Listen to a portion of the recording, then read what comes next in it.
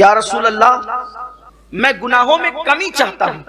وہ عربی پوچھتے ہیں میں گناہوں میں کمی چاہتا ہوں کہ میرے گناہ کم ہو، میرے گناہ گھٹے، میرے گناہوں کا خاتمہ ہو. تو آقا کریم صلی اللہ علیہ وسلم نے فرمایا استغفار کی کثرت کرو تمہارے گناہ ختم ہو جائیں گے. استغفار پڑھتے رہو اللہ کی بات، استغفر اللہ استغفر اللہ استغفر اللہ. استغفار کی بات یاد آئی ہے تو مجھے ایک بہت زبردست استغفار یاد آیا. کام ہے 2 منٹ کا لیکن فائدہ ہے لاکھوں سال سے زیادہ کا. ایک استغفار ایسا ہے کہ حضور علیہ السلام نے فرمایا کہ اگر یہ استغفار ایک دن میں کوئی صرف 25 مرتبہ پڑھے. کتنی مرتبہ؟ صرف 25 مرتبہ. اللہ دنیا ہی میں جیتے جی اس کا شمار ابدالوں میں فرمائے گا اور قیامت کے دن اس کو ابدال کی حیثیت سے اٹھائے گا. یہ ابدال سمجھے نا آپ کو؟ ابدال وہ لوگ ہیں اللہ جن کی برکت سے بارش نازل کرتا ہے. ابدال وہ لوگ ہیں جن کی وجہ سے، جن کی برکت سے زمین سے سبزہ اگتا ہے. ابدال وہ لوگ ہیں جن کی برکت سے مصیبتیں دور ہوتی ہیں اور ابدال کی دعا کبھی رد نہیں ہوتی. تو حضور اکرم صلی اللہ علیہ وسلم فرماتے ہیں جو مومنوں کے لیے 25 مرتبہ یہ استغفار کرے وہ ابدال میں شمار ہوگا. ابدال ولایت کی بڑی قسم ہے ابدال. حالانکہ آسان بہت سستا سودا ہے. اور میرے آقا فرماتے ہیں یہ استغفار دن میں 25 مرتبہ پڑھنے والا اگر پہاڑ کو اپنی جگہ سے ہٹنے کی دعا کرے تو اللہ پہاڑ کو بھی اس کی جگہ سے ہٹا دے گا. اس کی دعا کبھی رد نہیں ہوگی. آسان استغفار بھی ہے اور پڑھنا 25 مرتبہ 2 منٹ کا کام. وہ استغفار یہ ہے اصل میں تمام مومنین کے لیے استغفار کرنے کا حکم دیا گیا. آقا علیہ السلام نے یہ تعلیم فرمائی صحابہ کو. استغفر اللہ لی ولوالدی ولجمیع المسلمین والمسلمات والمؤمنین والمؤمنات الاحیاء منہم والاموات. جو اس استغفار کو 25 مرتبہ پڑھے روزانہ، یعنی تمام مومنین کے لیے جو استغفار کرے وہ مستجاب الدعوات ہوگا. اس کی دعا کبھی رد نہیں ہوگی اور اس کا شمار ابدالوں میں ہوگا. اس لیے اس کو یاد کرنا آسان ہے. استغفر اللہ لی ولوالدی ولجمیع المسلمین والمسلمات والمؤمنین والمؤمنات الاحیاء منہم والاموات. یہ والمسلمین والمسلمات والمؤمنین والمؤمنات الاحیاء منہم والاموات تو ہمیں یاد ہی ہے، پڑھتے تو ہیں نا ہم لوگ اس کو تحیات شریف میں پڑھتے ہی، تو یہ تو یاد ہے سب کو. بس اتنا پڑھنا ہے استغفر اللہ لی ولوالدی ولجمیع المسلمین. یہ اتنا اس میں ایڈ کر دینا ہے. اس کا مطلب یہ ہوا استغفر اللہ علی اللہ مجھے بخش دے، میری مغفرت فرما دے. ولوالدی اور میرے ماں باپ کو بخش دے. ولجمیع المسلمین والمسلمات اور جتنے مسلمان مرد عورتیں سب کو بخش دے اور جتنے مومنین مومنات سب کو بخش دے اور زندوں کو بھی بخش دے اور مردوں کو بھی بخش دے. یہ اس کا مفہوم ہے. 25 بار پڑھے. استغفار کی کثرت کرو. اور استغفار کی کثرت صرف گناہوں کو مٹاتی نہیں ہے، استغفار کی کثرت درجوں میں اضافہ بھی کرتی ہے. استغفار کی کثرت رزق میں برکت بھی عطا کرتی ہے. استغفار کی کثرت بے اولادوں کو اولاد کا سبب بن جاتی ہے. استغفار کی کثرت باران رحمت کے نزول کا سبب بن جاتی ہے. بلکہ اللہ نے وعدہ کیا کہ محبوب جب تک تم ان کے درمیان ہو ان پہ عذاب نہیں آئے گا، اور فرمایا جب تک یہ استغفار کرتے رہیں گے تب تک ان پر عذاب نہیں آئے گا. جب تک بندہ توبہ کرتا رہے استغفار کرتا رہے وہ عذاب کا شکار نہیں ہوگا. اس لیے ہمیشہ اللہ کی بارگاہ میں استغفر اللہ پڑھتے ہو. کوئی انسان کے اندر ذرہ برابر بھی اگر شرافت موجود ہے تو اس معاشرے کو دیکھ کر ہر فرد بشر بے چین ہے، سب بے قرار ہے کہ گناہوں کے اس ماحول کے اندر قوم کو گناہ سے کیسے بچایا جائے، جرائم سے کیسے بچایا جائے، برائیوں سے کیسے بچایا جائے. ایسے حالات کے اندر ایک ماں کو اپنی بچی کی فکر ہے، ایک ماں کو اپنے بچے کی فکر ہے کہ دن بدن گناہوں کا سیلاب ہمارے گھروں کے اندر داخل ہوتے جا رہا ہے اور ہمارے معاشرے کو برباد کرتے جا رہا ہے. نت نئے گناہ الگ الگ انداز سے، الگ الگ شکل میں، الگ الگ نام سے ہمارے سماج کے اندر داخل ہوتے جا رہے ہیں. ایسے حالات کے اندر آخر کیا جائے؟ میرے آقا صلی اللہ علیہ وآلہ وسلم کی کنیزوں یاد رکھنا، سارے گناہوں کا علاج، تمام برائیوں کا علاج صرف ایک چیز کے اندر ہے اور اسے خشیت ربانی کہتے ہیں، اللہ کا خوف کہتے ہیں. خدا کا خوف خوف وہ چیز ہے جو انسان کو گناہوں سے روک دیتا ہے۔ اللہ کے خوف کی بڑی فضیلت بھی ہے۔ سب سے پہلی بات تو یہ کہ جس کے دل میں اللہ کا ڈر پیدا ہو جائے، جس کے دل میں اللہ کا خوف پیدا ہو جائے، جس کے دل میں خشیت ربانی پیدا ہو جائے، اللہ اکبر، اس کا دل خود بخود جو ہے وہ گناہوں سے دور ہوتا چلا جاتا ہے۔ ابن الجوزی نے اپنی کتاب میں لکھا ہے، وہ فرماتے ہیں خوف خدا ایسی آگ ہے جو شہوت کو جلا دیتی ہے، جو خواہشات نفسانی کو ختم کر دیتی ہے۔ جیسے جیسے دل میں اللہ کا ڈر پیدا ہوگا، جیسے جیسے دل میں اللہ کی خشیت پیدا ہوگی، جیسے جیسے دل میں اللہ کا خوف پیدا ہوگا، انسان خود بخود جرائم سے دور ہوتا چلا جائے گا۔ اور سن لو، جب اللہ کا ڈر پیدا ہوتا ہے تو انسان کی آنکھوں سے کبھی اللہ کے خوف سے آنسو نکلتے ہیں، کبھی انسان اللہ کے خوف سے لرزتا ہے، کبھی اس کا دل بے چین اور بے قرار ہوتا ہے۔ اللہ کے سچے رسول صادق و مصدوق مصطفیٰ جان رحمت صلی اللہ علیہ وآلہ وسلم ارشاد فرماتے ہیں، جس کی آنکھ سے اللہ کے خوف کی وجہ سے مکھی کے سر کے برابر بھی آنسو نکلتے ہیں، اللہ اس چہرے پر جہنم کی آگ کو حرام فرما دیتا ہے۔ اللہ اکبر۔ ایک مقام پر حضرت سیدنا کعب احبار ارشاد فرماتے ہیں کہ اللہ کے خوف سے آنسو بہانا مجھے اپنے وزن کے برابر سونا خیرات کرنے سے زیادہ بہتر معلوم ہوتا ہے۔ یعنی اپنے وزن کے برابر سونا خیرات کرنا اس سے بہتر مجھے لگتا ہے کہ اللہ کے خوف سے آنسو بہایا جائے، خدا کی خشیت میں آنسو بہایا جائے۔ حضرت سیدنا عمرو ابن عاص رضی اللہ تعالیٰ عنہ ارشاد فرماتے ہیں اللہ کے خوف سے ایک آنسو کا بہایا جانا 1000 درہم خیرات کرنے سے زیادہ بہتر ہے۔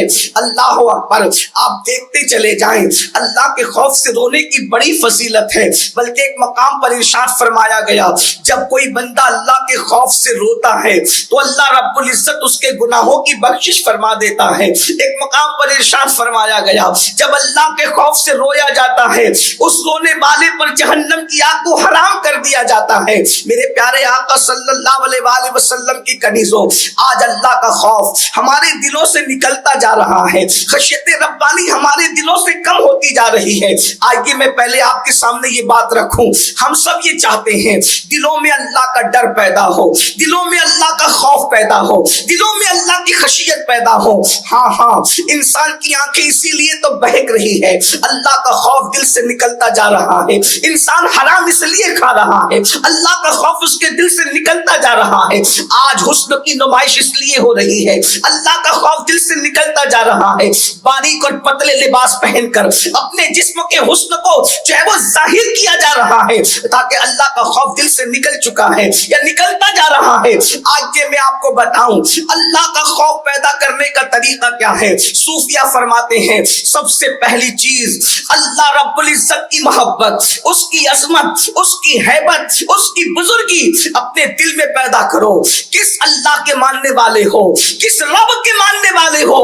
وہ اللہ جس نے اللہ اکبر بغیر کسی ستون کے آسمان کا سائبان پیدا کیا ہے، بغیر کسی کھوٹیوں کے زمین کا فرش بچھایا ہے، جس نے ستاروں کی انجمن سجائی ہے، جس نے اللہ اکبر کائنات کو وجود عطا کیا ہے، وہ اللہ جس نے محمد مصطفیٰ صلی اللہ علیہ وآلہ وسلم جیسی ہستیوں کو وجود عطا فرمایا ہے۔ ذرا سوچو تو صحیح، جن کو خدا نے بنایا ہے وہ اتنی شان والے ہیں، تو اللہ اکبر بنانے والے کی شان کا عالم کیا ہوگا؟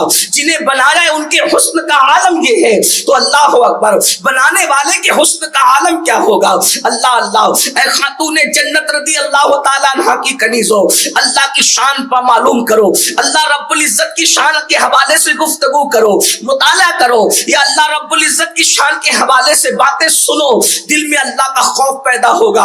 اور دوسری چیز یہ تصور کرو اللہ دیکھ رہا ہے، ہم تنہائیوں میں ہے تب بھی اللہ دیکھ رہا ہے۔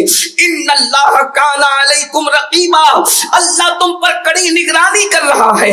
تنہائیوں میں گناہ کرنے والوں، کمروں میں چھپ کر گناہ کرنے والوں، غاروں میں چھپ کر گناہ کرنے والوں، سمندر کے کنارے گناہ کرنے والوں، یاد رکھو میرا رب ارشاد فرماتا ہے ہوا معکم اینما کنتم، تم جہاں کہیں ہو اللہ تمہارے ساتھ ہے۔ کتنا قریب ہے، نہ نحن اقرب الیہ من حبل الورید، وہ تمہاری شیرک سے زیادہ قریب ہے۔ اللہ دیکھ رہا ہے، ہر وقت دیکھ رہا ہے، وہ کڑی نگرانی فرما رہا ہے۔ اور اس کے بعد پھر اس کے عذاب کے متعلق سوچو وہ کتنا غیرت والا ہے۔ مصطفیٰ کریم رؤوف الرحیم صلی اللہ علیہ وآلہ وسلم ارشاد فرماتے ہیں سب سے زیادہ غیرت والا اللہ ہے، اور اللہ کے بعد سب سے زیادہ کسی کو اللہ نے غیرت دی ہے، فرمایا مجھ محمد کو غیرت عطا فرمائی ہے، روحی فدا صلی اللہ علیہ وآلہ وسلم۔ تو یاد رکھو وہ غیرت والا ہے۔ ارشاد فرماتا ہے ان بطش ربک لشدید، تیرے رب کی پکڑ بڑی سخت ہے۔ گناہ کرنے سے پہلے سوچو، جوانی میں گناہ کرنے والوں، اپنی خوبصورتی پر گناہ کرنے والوں، خوبصورتی پر اترا کر خدا کے غضب کو دعوت دینے والوں، ذرا غور تو کرو۔ وہ فرماتا ہے ان بطش ربک لشدید، تیرے رب کی پکڑ بڑی سخت ہے۔ اللہ اکبر، بڑے بڑے بادشاہوں کی پکڑ کی، کسی کو دریا میں غرق کر دیا، کسی کو سمندر میں غرق کر دیا، کسی کو لگڑے مچھر سے ہلاک کر دیا، کسی کو زمین میں دھسا دیا، خبروں کے نشان مٹ گئے، خاندان کے خاندان مٹ گئے، نسلیں ختم ہو گئی۔ اللہ کی بندیوں یاد رکھنا، ہم سے پہلے روئے زمین پر بہت مالدار آئے، بہت حسن والے آئے، بہت طاقت والے آئے، بہت قوت والے آئے۔ جب انہوں نے اللہ کے غضب کو چیلنج کیا، اللہ رب العزت نے اللہ اکبر ان سے دولت چھین لی، ان سے مال چھین لیا، ان سے حسن چھین لیا، ان سے اولاد چھین لیا۔ تو یاد رکھنا اللہ کی پکڑ سخت ہے، جب اس پر غور کرو گے تو خدا کا خوف پیدا ہوگا۔ اور اس کے بعد پھر یہ بھی سوچو اللہ اکبر، اللہ رب العزت نے عذاب کیا تیار کر رکھا ہے۔ ایک مقام پر ارشاد فرمایا گیا ہے ان الابرار لفی نعیم وان الفجار لفی جہیم، نیکوں کے لیے جنت ہے اور نافرمانوں کے لیے جہنم ہے۔ اللہ اکبر، بالکل واضح طور پہ بات کر دی گئی۔ ایک مقام پر فرمایا گیا لا یستوی اصحاب النار واصحاب الجنہ، کیا جنت والے اور جہنم والے برابر ہو جائیں گے؟ نہیں نہیں، دونوں برابر نہیں ہیں۔ ایک مقام پر ارشاد فرمایا قوا انفسکم واہلیکم نارا، اپنے آپ کو اور اپنے اہل و عیال کو جہنم کی آگ سے بچاؤ۔ اے خاتون جنت کی کنیزوں، گناہ کرنے سے پہلے یہ تو سوچو ہمارا وجود کیا اللہ کے عذاب کو برداشت کر سکے گا؟ خدا کے عذاب کو برداشت کرنے کی طاقت ہمارے جسم میں ہے۔ اللہ اکبر، اگر میرا اللہ پہاڑوں پر اپنے عذاب کو ڈال دے تو پہاڑ بھی پگھل پگھل جائیں۔ جس کے عذاب کو پہاڑ برداشت نہیں کر سکتے، جس کے عذاب کو یاد کر کے فرشتے روتے ہیں، اللہ اکبر، ہمارا کیا بنے گا؟ اللہ اللہ، گناہ کرنے والی خواتین، اللہ کی نافرمانی کرنے والی خواتین، سیریل میں اپنے وقت کو ضائع کرنے والی خواتین، بلکہ بعض مرتبہ تو یہ بھی ہوتا ہے قدم کہیں اور بہک رہے ہیں، قدم کہیں اور پھسل رہے ہیں، لباس اسلامی نہیں، سوچ اسلامی نہیں، فکر اسلامی نہیں، تہذیب اسلامی نہیں، کلچر اسلامی نہیں، دوسروں کے رنگ میں رنگ کر کے اپنے آپ کو برباد کیا۔ آؤ آؤ، اللہ کا عذاب، اللہ رب العزت کا خوف اگر دل میں پیدا کرنا ہے تو خدا کے عذاب پر بھی توجہ کرو۔ اللہ کے پیارے حبیب مصطفیٰ کریم رؤوف الرحیم صلی اللہ علیہ وآلہ وسلم ارشاد فرماتے ہیں، یہ کسی میرا قول نہیں، کسی مولوی صاحب کا قول نہیں، کسی سیاسی لیڈر کا قول نہیں، کسی وائس کی، اللہ اکبر، محض کسی وائس کی گفتگو نہیں، بلکہ یہ اس کا کہنا ہے جس کی زبان پر وحی الہی جاری ہوتی ہے، وہ جو اس کا کہنا ہے جس کے بارے میں کہا گیا وما ينطق عن الهوى ان هو الا وحی یوحى، وہ رسول فرماتے ہیں دل کے کانوں سے سن لو۔ سنی دعوت اسلامی کے اجتماع میں آنے والی میری بہنوں، خدا کے لیے اپنا خیال کر لو، ذرا تصور تو کر لو، اللہ کے سچے رسول صادق و مصدوق مصطفیٰ کریم رؤوف الرحیم صلی اللہ علیہ وآلہ وسلم ارشاد فرماتے ہیں اللہ نے 1000 سال تک کے جہنم کو بھڑکایا، اللہ رب العزت نے 1000 سال تک کے جہنم جہنم کی آگ کو دہکایا. آقا ارشاد فرماتے ہیں جہنم کی آگ سرخ ہو گئی. تھوڑی توجہ کریں, آگ سے متعلق عورتوں سے زیادہ کون سمجھ سکتا ہے؟ میری بہنوں 5 منٹ کوئی اپنے چولہے پر محنت کرے تو اتنی آگ جل جاتی ہے کہ اس کے چٹکے کو ہم برداشت نہیں کر سکتے, اس کی چنگاریوں کو ہم برداشت نہیں کر سکتے. اپنے ہاتھوں کی جلائی ہوئی 5 منٹ پر میں جلائی ہوئی آگ پر جب ہم اب اس کی چنگاریوں کو, اس کی تکلیف کو, اس کے شعلوں کو برداشت نہیں کر سکتے, وہ قادر و قیوم, قادر و مقتدر, قہار و جبار نے 1000 سال تک کے جس آگ کو دہکایا ہوگا, اس آگ کی حرارت کا عالم کیا ہوگا, اس آگ کی تپش کا عالم کیا ہوگا. 1000 سال تک پر بات ختم نہیں ہوئی. پھر میرے کریم آقا صادق و مصدوق صلی اللہ علیہ وآلہ وسلم اپنی گفتگو کو جاری رکھتے ہوئے فرماتے ہیں 1000 سال تک کی آگ کو دہکایا گیا, آگ سرخ ہو گئی. اس کے بعد 1000 اور سال تک کے دہکایا گیا, فرمایا وہ آگ سفید ہو گئی. پھر فرمایا 1000 سال تک کے اور دہکایا گیا تو وہ آگ سیاہ ہو گئی. اس وقت جہنم کی آگ میں کوئی روشنی نہیں ہے. اے خاتون جنت کی کنیزوں, قدرت جس آگ کو 3000 سال تک کے دہکائے, قدرت جس آگ کو 3000 سال تک کے بھڑکائے, ذرا بتاؤ تو صحیح اس آگ کی حرارت کا عالم کیا ہوگا, اس آگ کی اللہ اکبر تپش کا عالم کیا ہوگا. سیدنا کعب احبار فرماتے ہیں جہنم کو بیل کے ناک کے ایک سوراخ جتنا مشرق کی طرف کھولا جائے گا تو مغرب میں جتنے لوگ موجود ہوں گے ان کے سروں میں ان کا بھیجا ایسے کھولنے لگے گا جیسے چولہے پہ رکھی ہوئی ہانڈی کے اندر پانی کھولنے لگتا ہے. اب بھی دلوں میں خوف پیدا نہ ہوگا, اب بھی دلوں میں خشیت پیدا نہ ہوگی, اب بھی اللہ کے ڈر سے ہم گناہوں سے دور نہ ہوں گے. اے خاتون جنت کی کنیزوں, اللہ اکبر, پتلے لباس کا شوق جو جسم کو اللہ اکبر لوگوں کے سامنے اوریاں کرتا ہے, آنکھیں ادھر ادھر دیکھ رہی ہے, کبھی کسی طرف توجہ ہے, کبھی کسی طرف توجہ ہے, کبھی سیریل کی اداکارہ کو اپنے لیے آئیڈیل بنایا گیا ہے, کبھی اللہ اکبر ناچنے والوں کو اپنے لیے آئیڈیل بنایا گیا ہے. اے خاتون جنت کی کنیزوں, آؤ اگر یہ تصور ہے کہ اللہ تو معاف کرنے والا ہے, یقیناً اللہ معاف کرنے والا ہے, وہ رحمان ہے, وہ رحیم ہے, وہ ستار ہے, وہ غفار ہے, مگر آؤ میں آپ کے سامنے بتاؤں اے خاتون جنت کی کنیزوں, جن خواتین کی عظمت کا عالم یہ ہے کہ ان کی نیکی, ان کا تقوی, ان کی پرہیزگاری پر پوری امت کا اتفاق ہے. ان خواتین کے دل میں اللہ کا خوف کیسے تھا, خدا کی خشیت کیسے تھی. آئیے میں آپ کے سامنے ایک مقدس خاتون کا ذکر کروں, ہم سب کی ام المومنین سیدہ عائشہ صدیقہ, صدیقہ بنت صدیق. اللہ اکبر, کائنات میں یہ ایک ہی خاتون ہے.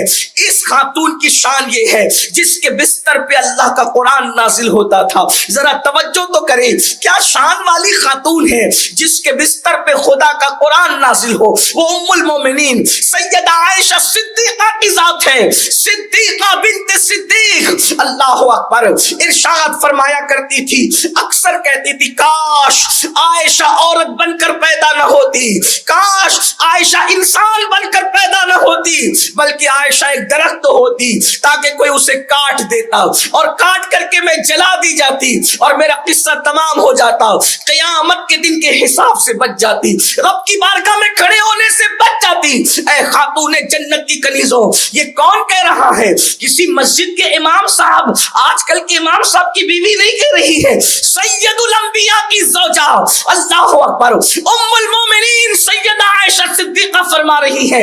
اور ام المومنین کی خصوصیت یہ ہے اللہ اکبر, جس پر الزام لگتا ہے اللہ قرآن میں جس کی طہارت کو بیان فرماتا ہے, جس کی پاکیزگی کو بیان فرماتا ہے, اگر اللہ چاہتا کائنات کا ذرہ ذرہ صدیقہ کی طہارت کی گواہی دیتا, لیکن اللہ رب العزت نے محبوب کی زوجہ کی طہارت کو, ان کی پاک دامنی کو, ان کی عفت کو خود بیان فرمایا. ذرا تصور تو کرو, ایسی مقدس خاتون جس کے بستر پہ قرآن آئے, جس کے بستر منظر پہ صاحب قرآن تشریف لائے. اللہ اکبر. وہ رب العالمین کے محبوب کی محبوب ہے. اللہ اللہ. آقا علیہ الصلوۃ والتسلیم کی شہزادی سیدہ فاطمہ الزہرا سے کسی نے پوچھا حضور کو سب سے زیادہ محبوب کون تھا؟ ارشاد فرمایا سیدہ عائشہ محبوب تھی. کہا مردوں میں کون تھا؟ فرمایا اب ان کے والد ابو بکر محبوب تھے. توجہ فرمائیں میرے آقا صلی اللہ علیہ وآلہ وسلم کی کنیزوں جو میرے آقا کی محبوب ہو. ام المومنین سیدہ خدیجہ کے وصال کے بعد سرکار نے اپنی ازواج میں سب سے زیادہ جس سے پیار کیا ہو, سب سے زیادہ جس سے محبت کی ہو, ان کا خوف خدا تو دیکھو. کہہ رہی ہے جس کا شوہر شافع یوم النشور ہو, جس کا شوہر مالک جنت ہو, جس کا شوہر صاحب کوثر ہو, وہ کہہ رہی ہے کاش میں عورت بن کر پیدا نہ ہوتی, انسان بن کر میں پیدا نہ ہوتی, بلکہ میں درخت ہوتی مجھے کاٹ دیا جاتا. ذرا تصور تو کرو جس کے قریب سے کبھی گناہ گزر کر بھی نہ گیا ہو, جسے خدا نے خطاؤں سے محفوظ کیا ہو, ان کا یہ حال ہے. وہ اللہ سے ڈر کر یہ باتیں کر رہے ہیں. اللہ اکبر. زنا کے اڈوں تک جانے والوں کا کیا ہوگا, بیوٹی پارلروں تک جانے والوں کا کیا ہوگا, گانے اور غزلوں کی محفلوں میں جانے والوں کا کیا ہوگا.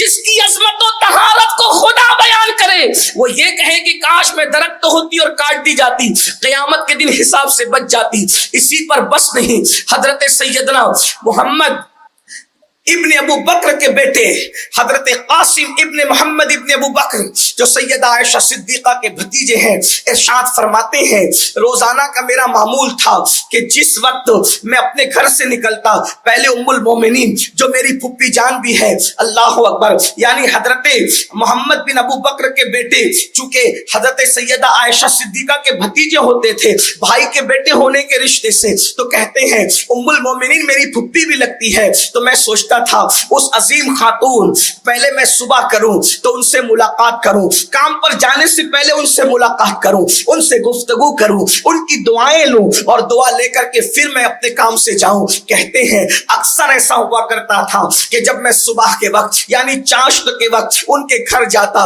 تو میں کیا دیکھتا, وہ چاشت کی نماز پڑھ رہی ہوتی اور اس کے بعد اتنا رو رہی ہوتی کہ روتے روتے ان کا دوپٹہ بھیگ جاتا اور کھڑی رہتی. فرماتے میں جوان ہونے کے باوجود بھی ان کے پیچھے کھڑے ہو جاتا اور انتظار کرتا اب وہ نماز مکمل کرے گی, اب وہ نماز مکمل کرے گی. رونے سے اب ان کو افاقہ ہوگا مگر آنکھ سے آنسو بہ رہے ہیں, خدا کے خوف میں آنسو بہ رہے ہیں, اللہ کی خشیت میں آنسو بہ رہے ہیں. اللہ اکبر. روتی جا رہی ہے, دوپٹہ بھیگتا جا رہا ہے. یہاں تک فرماتے ہیں حضرت قاسم ابن محمد ابن ابو بکر کہ میں کھڑے کھڑے تھک جاتا, جوان ہو کر میں کھڑے کھڑے تھکتا, لیکن خدا کے خوف اور خدا کی محبت کے اندر عائشہ صدیقہ ام المومنین برابر کھڑی رہتی اور اللہ رب العزت کی بارگاہ میں ایک ہی آیت کی تکرار کرتی رہتی, ایک ہی آیت کی تکرار کرتی رہتی, ایک ہی آیت کو بار بار ریپیٹ کرتی رہتی اور موٹے موٹے آنسو گرتے. کہتے ہیں ایک دن میں ان سے ملنے کے لیے گیا, وہی حالت میں پایا کہ نماز میں کھڑی ہوئی ہے, میں پیچھے کھڑے ہو کر انتظار کرنے لگا, وہ زار زار رو رہی تھی. میں نے سوچا تھک گیا ہوں, چلو چل کر اپنا کام نپٹاتا ہوں, بازار جاتا ہوں, بازار سے واپس آتا ہوں, واپس آنے کے بعد پھر پھپھی سے ملاقات کریں گے, ام المومنین سے دعا لیں گے. اس کے بعد فرماتے ہیں حضرت قاسم ابن محمد ابن ابو بکر میں بازار گیا بھی, بازار میں کام نپٹا بھی لیا, میرا کام نپٹ بھی گیا. جب میں واپس پلٹ کر آیا تو میں نے ان کو اسی حالت میں پایا, ایک ہی آیت کی بار بار تکرار کر رہی ہے, آنسو بہا رہی ہے, اللہ سے مغفرت طلب کر رہی ہے, قیامت کے دن کھڑے ہونے کے حوالے سے بے چین اور بے قرار ہے. یہاں تک کہ اللہ اکبر, بعض لوگوں نے بیان فرمایا ام المومنین جب اللہ کے خوف سے رونے لگتی اور روتے ہوئے اکثر کہا کرتی تھی کاش میں پیدا نہ ہوتی, اور پیدا ہوئی تو بچپن میں مر جاتی,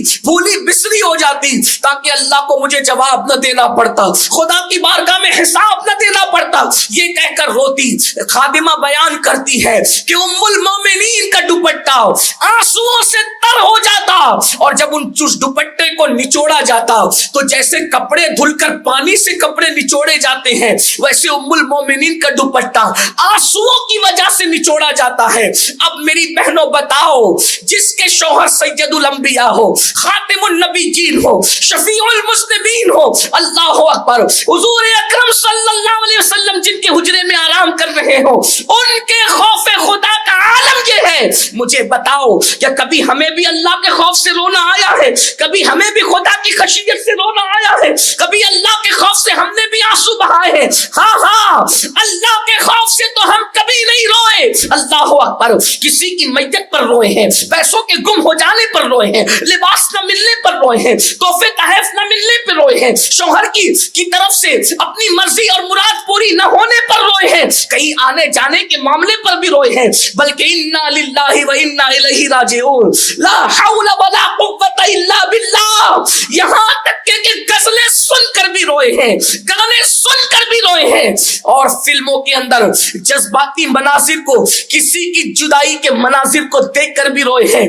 بتاؤ, اللہ اکبر, جھوٹ موٹ کے سیریل میں مرنے کی ایکٹنگ کرنے والوں کی موت پر لوگوں کو روتا دیکھ کر بھی روئے ہیں. کیا کبھی اپنے اعمال پر بھی روئے؟ کبھی اپنے اعمال پر بھی آنسو بہائے؟ اے خاتون جنت کی کنیزوں, بہت مہلت لے کر کے نہیں آئے ہیں, بہت مختصر وقت لے کر آئے ہیں.